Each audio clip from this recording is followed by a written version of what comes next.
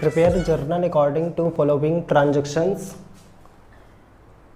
2019 June 1st business started with cash, goods, machine. ये all total properties से business की starting की गई है और 2 जून को goods purchased from Sohan 3000, goods sold for cash 1000, goods given as charity 51 rupees. 10 June bank current account opened in the SBI 5000. June 12 goods sold and deposited the money in the bank current account 2000. June 18 cash drawn from bank for personal use 1000. June 20 directly deposited in the bank current account from the customer 2000 rupees. June 25 cash deposited in the bank current account 5000. June 30 cheque issued to Sohan 3000.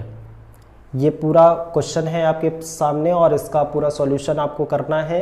Journal entries करनी है double entry system के base पर.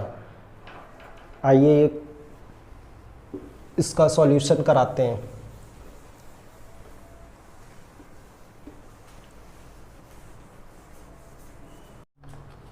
Question को मैंने note down कर लिया. अब इसका सॉल्यूशन मैं कराता हूं क्योंकि यहाँ पे स्पेस की प्रॉब्लम है. जर्नल में 5 कॉलम्स होते हैं. अब इसका सॉल्यूशन करना है आपको, जर्नल प्रिपेयर करना है.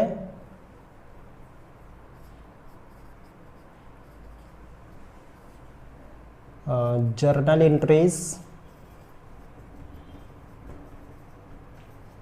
In the books of proprietor. Proprietor भी कहा जा सकता है, ऑनर भी कहा जा सकता है. प्रोप्राइटर मीन्स स्वामी. स्वामी की पुस्तकों में हम जर्नल रोज नामचा प्रविष्टियां करने जा रहे हैं. अब 5 कॉलम्स आपको बनाने हैं.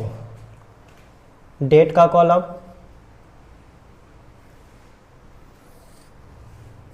पार्टिकुलर्स विवरण का कॉलम आपको बनाना है.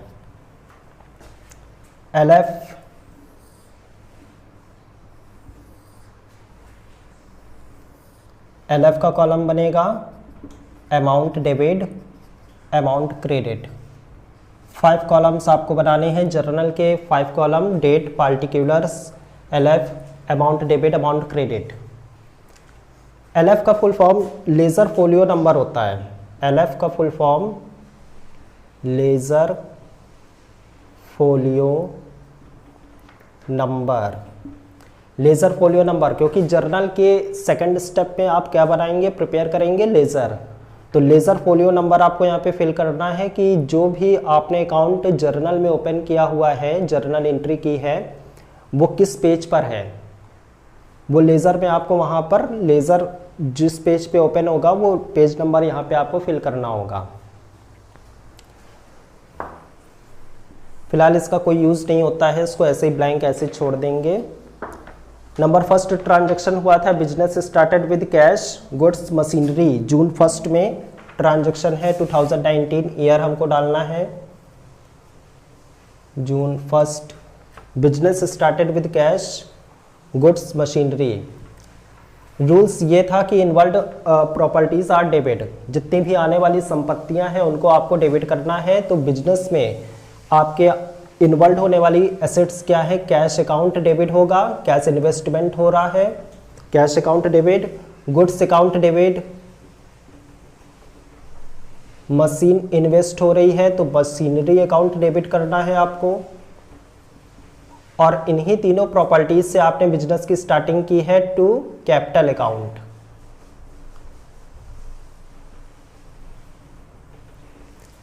कैश इन्वेस्टमेंट हुआ है 10,000 रुपीज़ डेबिट में रिकॉर्डिंग करनी है. गुड्स अकाउंट डेबिट हुआ है 15,000. मशीनरी इन्वेस्ट हुई है 2,000. टोटल इन्वेस्टमेंट 27,000 का इन्वेस्टमेंट हुआ है. टोटल कैपिटल इन्वेस्ट हुई है. नरेशन आपको लिखनी है यहाँ पर एक्सप्लेनेशन करने के लिए. Being business started with above assets. Above means उपरोक्त जितनी भी संपत्तियां हैं उनसे आपने बिजनेस की स्टार्टिंग की है. नेक्स्ट जून 2 में ट्रांजैक्शन हुआ है goods purchased from Sohan goods purchased from Sohan, जब भी किसी भी पर्सन का नेम दिया होगा तो वहाँ पे हमेशा ये ध्यान रखना है कि credit purchasing and credit sale होगी।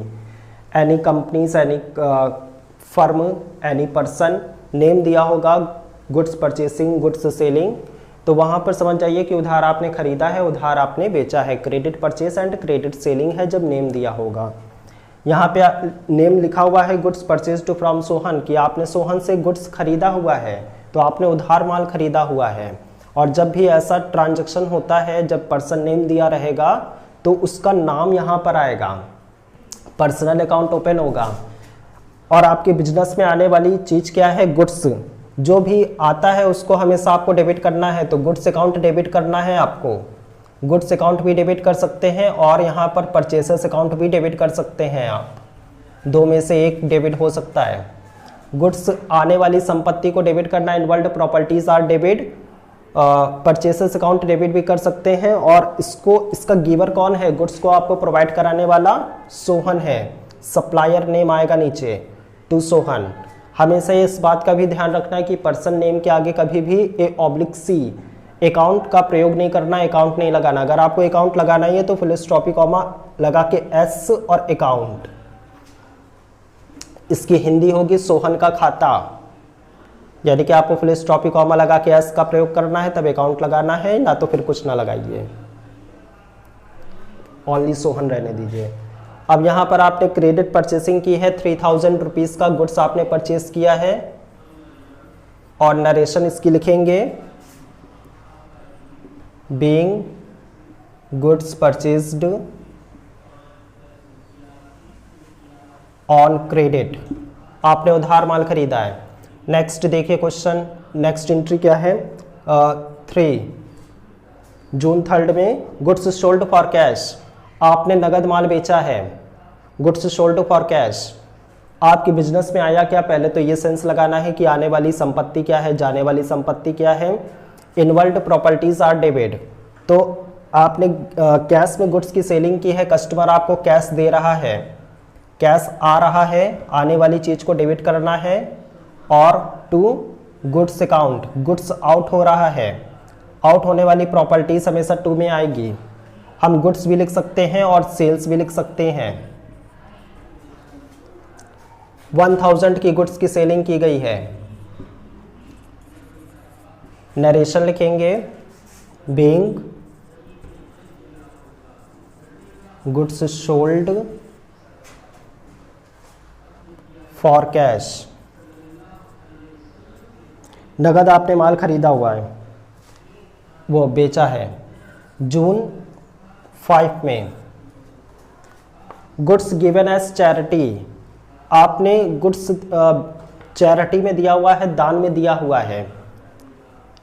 हमेशा इस बात का ध्यान रखिएगा कि जब भी हम गुड्स की परचेसिंग करते हैं तो उसका मेन ऑब्जेक्ट होता है कि उसकी सेलिंग करनी है, ना कि हमको उसको दान में, चैरिटी में नहीं देना है। एज अ सैंपल आपको सैंपल्स में नहीं देना है, ड्राइंग नहीं करनी है उसकी। और इससे क्या होता है कि हमारे परचेसिंग का जो अमाउंट होता है वो कम होता है, डिक्रीज़ होती है, परचेस हमारी डिक्रीज़ होती है। हमने यहाँ पे चैरिटी में गुड्स दिया हुआ है तो चैरिटी हमारे लिए एक्सपेंस मानी जाएगी। हमने आपको रूल लिखवाया था, all total expenses and losses are debit. All total expenses and losses are debit, तो चैरिटी आपने दी हुई है, ये हमारे लिए लॉस मानी जाएगी, चैरिटी अकाउंट डेबिट होगा। और टू गुड्स अकाउंट लिख सकते हैं, टू गुड्स अकाउंट। और हम इसको परचेसर्स अकाउंट भी लिख सकते हैं, क्योंकि चैरिटी में हमने गुड्स दिया हुआ है तो इससे हमारी परचेस डिक्रीज हो रही है, कम हो रही है। 51 rupees. Narration, being goods given as charity.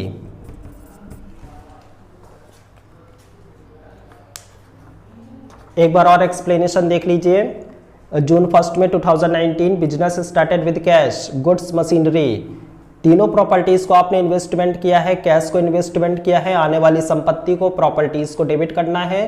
Cash account debit होगा 10,000 रुपीज़ से, गुड्स अकाउंट डेबिट होगा 15,000 रुपीज़ से, मशीनरी अकाउंट डेबिट करना है 2,000 और to capital account 27,000। Being business started with above assets, आपने तीनों ऊपर की तीनों प्रॉपर्टीज से बिजनेस की स्टार्टिंग की है। जून 2 में देखिए आपने goods purchased from Sohan, Sohan से आपने गुड्स की परचेसिंग की है। Any person, any firm, any company name दिया होगा तो वहाँ पे उधार आपने खरीदा है, उधार आपने बेचा है, credit purchase and credit cell होगा। यहाँ पे नेम दिया हुआ है क्वेश्चन में, तो क्या दिया है, सोहन से आपने गुड्स खरीदा हुआ है, goods purchased from Sohan, goods आ रहा है, इनवर्ल्ड प्रॉपर्टीज आर डेबिट, तो गुड्स अकाउंट डेबिट कर सकते हैं, परचेसेस अकाउंट भी डेबिट कर सकते हैं, दो में से एक। टू सोहन, यहाँ पे सोहन आपके गिवर हैं या आपको गुड्स वगैरह प्रोवाइड करा रहे हैं। कभी भी नेम के आगे अकाउंट ना लगाइएगा, ए ऑब्लिक सी का यूज़ नहीं करना है, ओनली आपको नेम लिख देना है सिंपल से। Any firm, any company, any person name के आगे कभी भी अकाउंट नहीं लगता, ओनली सोहन लिखा जाएगा। नरेशन लिखी जाएगी, being goods purchased on credit, आपने उधार माल खरीदा, ऑन क्रेडिट का मतलब है उधारी पर आपने माल खरीदा 3000 रुपीज़ का। जून 3 में गुड्स सोल्ड फॉर कैश, आपने नगद माल बेचा है, कस्टमर आपको कैश देगा, तो इनवर्ल्ड प्रॉपर्टी आर डेबिट, आने वाली संपत्ति को डेबिट करना है। कैश आ रहा है, कस्टमर आपको कैश दे रहा है, कैश अकाउंट डेबिट होगा। To goods account, goods out हो रहा है, आउट होने वाली प्रॉपर्टीज को टू में लेकर आना है, क्रेडिट करना है। टू गुड्स अकाउंट और सेल्स अकाउंट भी किया जा सकता है। गुड्स अकाउंट और सेल्स अकाउंट में से दो में से एक लिखना है आपको। Being goods sold for cash, June 5 में ट्रांजैक्शन हुआ है गुड्स गिवन एज चैरिटी, आपने दान में गुड्स वगैरह दिया हुआ है, तो जो एक्सपेंस होते हैं, लॉसेस होती है, उनको आपको डेबिट करना है। नॉमिनल अकाउंट है ये, चैरिटी अकाउंट डेबिट होगा टू गुड्स अकाउंट और परचेसेस अकाउंट। हम गुड्स अकाउंट भी लिख सकते हैं या तो फिर परचेसेस अकाउंट लिख सकते हैं।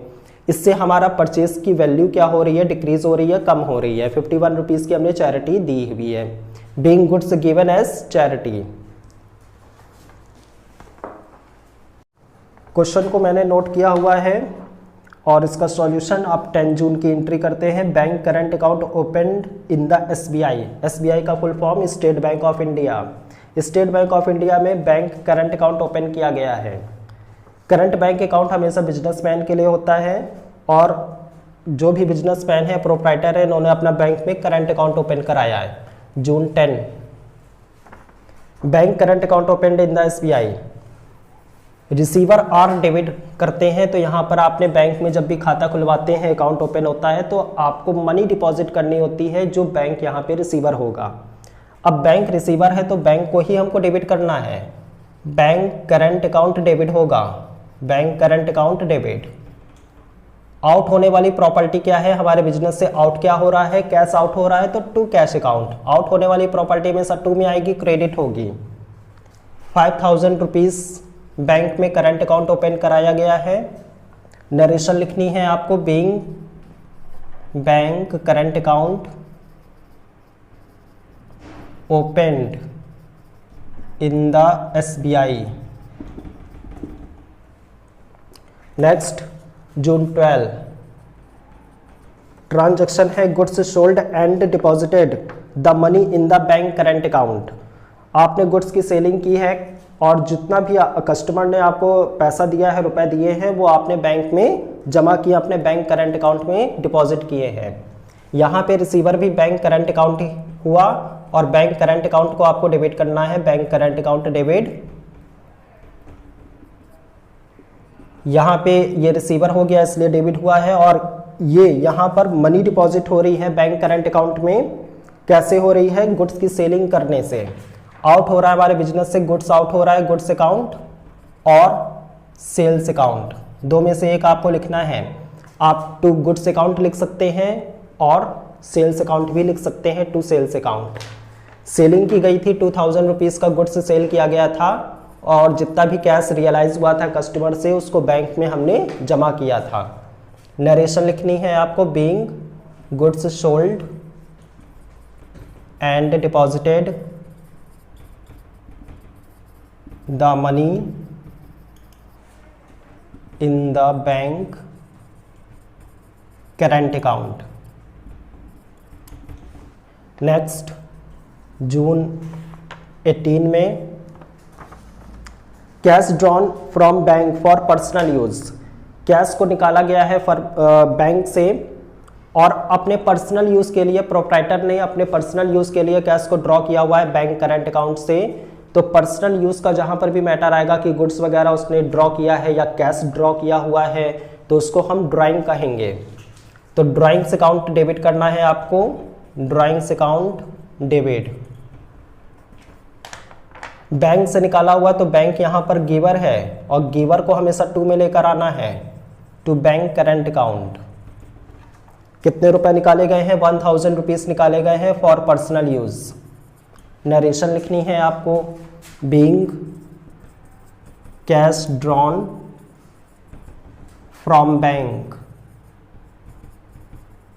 For personal use.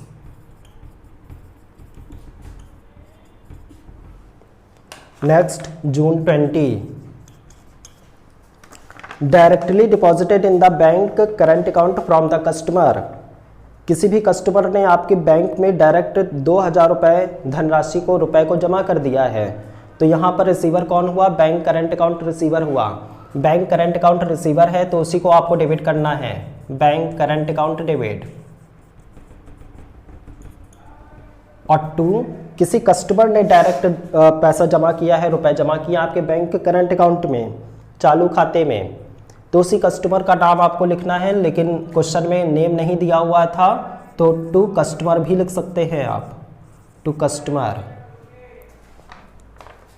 2000 rupees. Customer भी लिखा जा सकता है और इसको डेप्टर भी लिखा जा सकता है, क्योंकि जिन भी पर्सन को हम उधार माल बेचते हैं या उधार रुपए देते हैं वो हमारे डेप्टर होते हैं। नरेशन लिखेंगे इसकी, बीइंग गुड्स सोल्ड, नहीं, being cash deposited, being cash deposited in the bank from customer, being cash deposited in the bank from customer. Next, June 25, cash deposited in the bank current account 5000। Self deposit किया है मैंने bank current account में 5000 rupees. यहाँ पे receiver कौन हुआ? Bank current account receiver है, तो बैंक करंट अकाउंट को ही हमको डेबिट करना है, बैंक करंट अकाउंट डेबिट होगा। कैश की डिपॉजिट किया है तो कैश आउट हो रहा है, आउट होने वाली प्रॉपर्टी हमेशा टू में आएगी, टू कैश अकाउंट क्रेडिट होगा। 5000 rupees and 5000 rupees, debit and credit. Narration लिखेंगे, बीइंग डायरेक्टली डिपॉजिटेड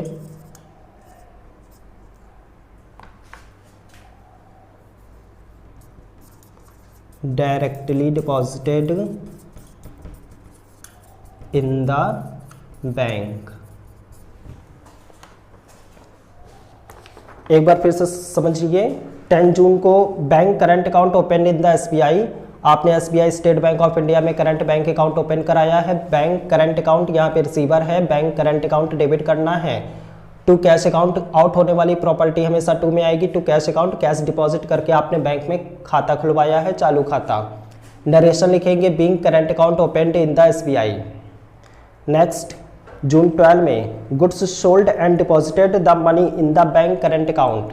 आपने जितना भी गुड्स सेल किया था उसका जो भी पैसा आपको मिला कस्टमर से, आपने उसको बैंक करंट अकाउंट में जमा किया। जून 12 में बैंक करंट अकाउंट रिसीवर है, bank current account debit to goods account और सेल्स अकाउंट, सेल्स भी लिखा जा सकता है, दो में से एक।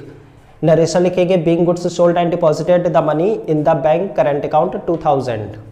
जून 18, cash drawn from bank for personal use. Cash को ड्रॉ किया गया है बैंक से, वो भी अपने पर्सनल यूज़ के लिए। गुड्स ड्रॉ किया जाए या कैश ड्रॉ किया जाए फॉर पर्सनल यूज़, तो हमेशा ये ध्यान रखिएगा कि स्वामी द्वारा निजी प्रयोग के लिए जब भी माल वगैरह या रुपए वगैरह निकाले जाते हैं तो उसको आहरण कहा जाता है, ड्राइंग कहा जाता है। ड्राइंग्स अकाउंट डेबिट होगा टू बैंक करंट अकाउंट, यहाँ पे गिवर है तो टू बैंक करंट अकाउंट हो जाएगा 1000 rupees. Being cash drawn from bank for personal use. June 20 में, directly deposited in the bank current account from the customer. किसी भी कस्टमर ने आपके बैंक करंट अकाउंट में डायरेक्ट जमा कर दिया, आपको इन्फॉर्म नहीं किया। बैंक करंट अकाउंट यहाँ पे रिसीवर है तो इसीलिए हमने उसको डेबिट किया है। Bank current account debit to customer account और डेप्टर अकाउंट 2000 रुपीज़। नरेशन लिखेंगे being cash deposited in the bank from customer. Next June 25 cash deposited in the bank current account. आपने सेल्फ डिपॉजिट किया है bank current account में 5000 रुपये 5000।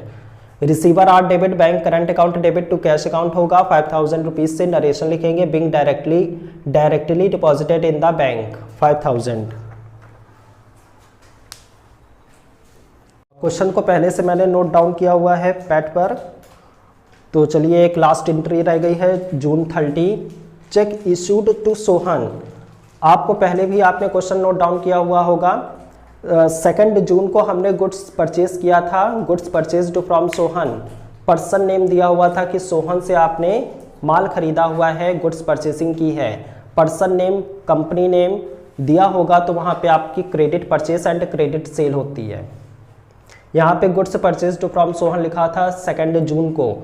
आपने सोहन से उधार माल खरीदा हुआ था ₹3000। अब आपने जून 30 में उसको सोहन को चेक इशू कर दिए क्योंकि आपका बैंक में करंट अकाउंट ओपन है। आपने चेक इशू कर दी है सोहन को जून 30।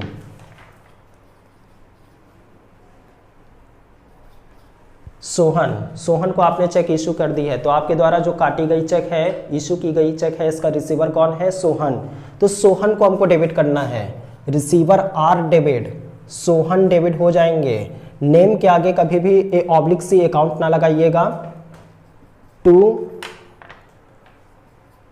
बैंक करंट अकाउंट हो जाएगा क्योंकि बैंक करंट अकाउंट ये आपका बैंक करंट अकाउंट गिवर है, क्योंकि आपने जो भी चेक इशू की है उसका पेमेंट करने की रिस्पॉन्सिबिलिटी ओनली बैंक की है। बैंक करंट अकाउंट से मनी आपकी ड्रॉ हो जाएगी। ₹3000 का आपने उधार माल खरीदा था, क्रेडिट परचेसिंग थी और इसका पेमेंट हो गया है 3000। नरेशन लिखेंगे being cheque issued to Sohan. अब ये क्वेश्चन आपका एंड हो चुका है और यहाँ पे इसका ग्रांड टोटल करना है आपको। वन साइड का टोटल लगाइए तो वो सेकंड साइड का वही आ जाएगा क्योंकि debit and credit equal amount आ रहा है। वन साइड का टोटल करते हैं हम।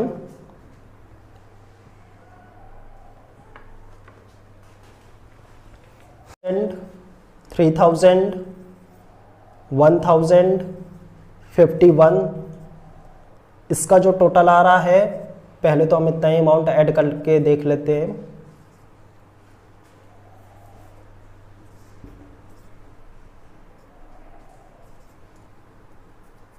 फिर 5000 है, 2000, 1000, फिर 2000 है, 5000 and 3000।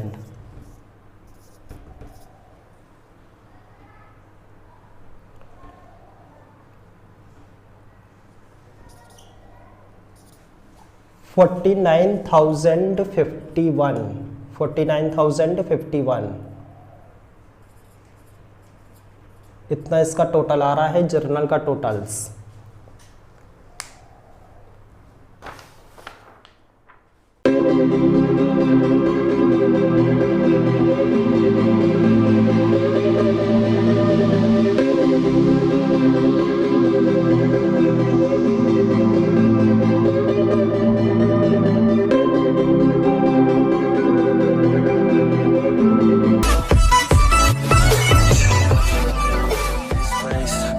Circles several days, never knowing the